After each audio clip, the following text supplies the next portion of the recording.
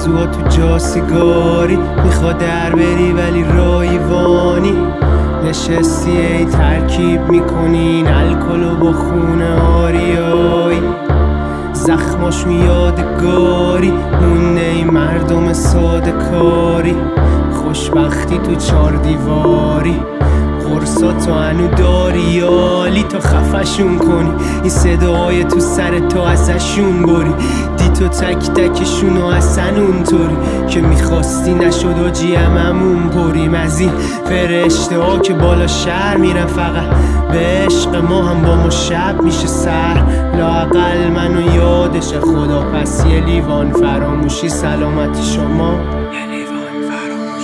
بین قلبای مردای نسلت میونه تنهای سرحال و خسته، بین خودتو و هدفا و لحظه مرزه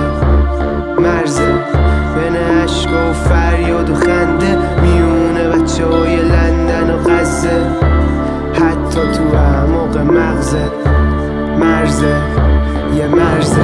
نگاهم به کلمات لخته رو ورق، کل دنیا رو کردم یه نقطه تو سرم، یه خط توی دماغ، یه لب روی لبا، اون بطری که تا خود صبح قفله رو لبم.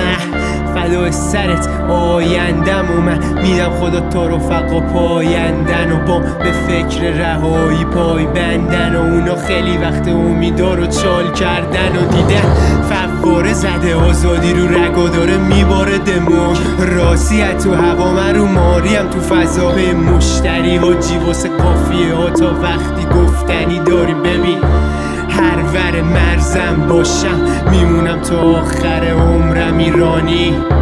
چی میگم دلمون خوشه که یه رو غم تنهایی ولمون کنه، چون بین قلبای مردای نسلت میمونه تنهای سرحال و خسته، بین خودتو و هدفا و لحظه مرزه بین عشق و فریاد و خنده، میونه بچه های لندن و غزه، حتی تو اعماق مغزت یه مرزه.